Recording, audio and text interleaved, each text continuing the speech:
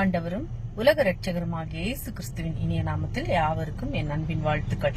போட்டிகளும் பொறாமைகளும் நிறைந்த இந்த உலகத்தில் வாழும் நாம் பல நேரங்களில் என் மேல் அன்பு காட்ட யாரும் இல்லையே என்று, எனக்கு உதவி செய்ய ஒருவருமே இல்லையே என்று ஏங்கி தவிக்கிறோம். தனிமையில் வாடும் உங்களை இன்று நம்முடைய ஆண்டவராகிய மீட்பர், என் மகனே என் மகளே என்றும் அன்பு செல்லங்களே, நீங்கள் ஏன் மனம் கவலைப்படுகிறீர்கள், ஏன் தவிக்கிறீர்கள்? இதோ உங்களுக்காக நான் இருக்கிறேன், உங்கள் தேவைகளை எல்லாம் சந்தித்து உங்களை காப்பாற்ற நான் காத்திருக்கிறேன் என்று சொல்கிறார். பால் குடிக்கும் தன் பிள்ளையை ஒரு தாய் மறப்பாளோ? கருவில் சுமந்த தன் குழந்தை மீது இரக்கம் காட்டாமல் இருப்பாளோ? ஒருவேளை அந்த தாய் மறந்தாலும் நான் உங்களை மறக்கவே மாட்டேன் என்று நமக்கு வாக்கு அளிக்கிறார். ஸ்திரீயானவள் தன் கர்ப்பத்தின் பிள்ளைக்கு இறங்காமல் தன் பாலகனை மறப்பாளோ? அவர்கள் மறந்தாலும் நான் உன்னை மறப்பதில்லை. இதோ என் உள்ளங்கைகளில் உன்னை வரைந்திருக்கிறேன், உன் மதில்கள் எப்போதும் என் முன் இருக்கிறது. ஏசாயா 49:16.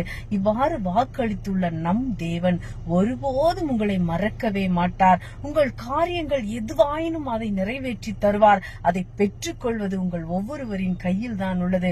கேட்கிற எவனும் பெற்றுக் கொள்ளுகிறான், நீங்களும் கேட்டால் நிச்சயம் உங்களுக்கு அதை கொடுப்பார். 10 மாதம் சுமந்து பெற்ற தாய் உன்னை மறந்தாலும் நான் உன்னை மறவேன்.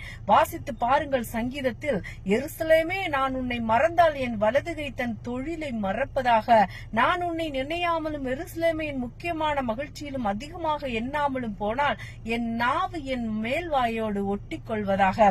நாம் அவரை மறந்து வாழ்ந்து கொண்டு அவரிடம் ஒன்றும் கேட்காமலேயே முறுமுறுக்கிறோமா? யோசித்து பாருங்கள்.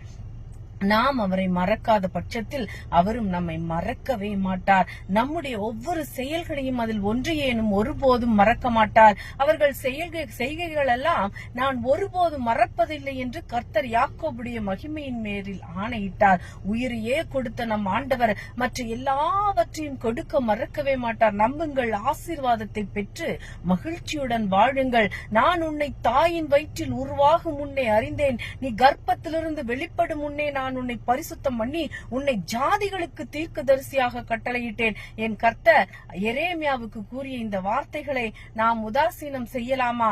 தாயின் வயிற்றில் உருவாகும் முன் ஒவ்வொரு மனுஷனையும் தேவன் அறிந்திருக்கிறார் என்றால் அவனுடைய வாழ்வு தேவனுக்கு எத்தனை முக்கியம் என்பது தெளிவு. பிறக்கும் முன்பே ஈசாக்குக்கும் யோவான் ஸ்நானனுக்கும் பெயரிட்ட தேவன் சிம்சோனின் பிறப்பை குறித்து அவன் பிறக்கும் முன்பே மனோவாவுக்கும் அவனது மனைவிக்கும் அறிவிக்க தவறவில்லை. ஒவ்வொரு பிள்ளையை குறித்தும் தேவனுக்கு ஒரு சுத்தம் உண்டு, திட்டம் உண்டு என்பது தெளிவு. அதனை குலைத்து போட எந்த ஒரு மனிதனுக்கும் அதிகாரம் இல்லை. அது தேவனுக்கு விரோதமான பாவம். ஆமென். தேவன் தாமே இந்த வார்த்தைகளின் மூலம் உங்களை ஆசீர்வதிப்பாராக. Praise God. ஹல்லேலூயா.